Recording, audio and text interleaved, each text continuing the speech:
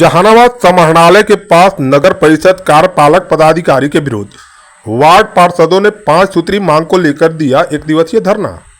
नगर परिषद के कार्यपालक पदाधिकारी के मनमानी तथा भ्रष्टाचार में डूबे रहने के खिलाफ वार्ड पार्षद सदस्यों ने 5 सूत्री मांग को लेकर समाहरणालय के समक्ष एक दिवसीय धरना देकर विरोध जताया।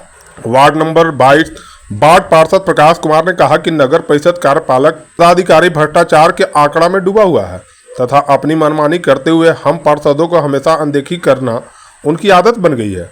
वहीं उन्होंने आरोप लगाते हुए कहा कि पूर्व की बैठक में मां दुर्गा एवं अन्य पूजा हेतु मूर्ति विसर्जन हेतु तालाब निर्माण की स्वीकृति के बावजूद अभी तक तालाब निर्माण नहीं कराया गया है, जबकि वार्ड नंबर 22 में ही तालाब हेतु जमीन उपलब्ध है।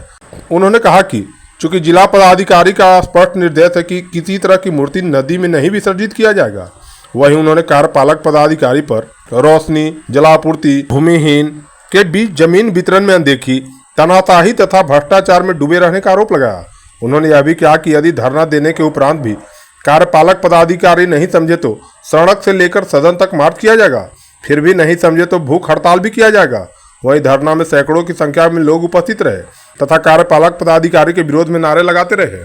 5 सूत्री मांगों को लेकर के समाहरणालय के समक्ष हम लोग ने आज धरना देने का काम किया है। शहर में लाइट की व्यवस्था बनानी थी, चूँकि विगत 30 तारीख को ही बोर्ड की बैठक हुई थी, उसमें सर्वसम्मति से निर्णय लिया गया था कि शहर में लाइट लगाई जाएगी। पेयजल आपूर्ति की व्यवस्था शहर के एकदम ठप हो चुकी है, पीने का पानी नहीं मिल पा रहा है लोगों को। सही समय पर मजदूरी न मिलने के कारण हमेशा हड़ताल करते हैं सफाई कर्मचारी।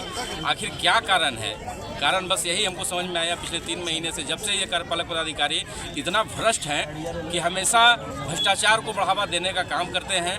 रोलर ऑफिस के नाम पर घोटाला का काम किए हैं, सफाई के नाम पर घोटाला का काम किए हैं और इनको जेल भेजने का काम जहानाबाद की जनता ने तय कर लिया है कि इनको जेल भेजने का काम करेगी अगर ये अपनी आदत से बाज नहीं। एक विषय और था मूर्ति विसर्जन का। मूर्ति विसर्जन का विषय 3 महीने से मैं लगातार इनको अवगत कराते रहा हूँ कि आप बोर्ड के एजेंडे में भी इसको लाया गया था कि मूर्ति विसर्जन का स्थल चयन करके उसमें अच्छे से मूर्ति विसर्जन किया जाए।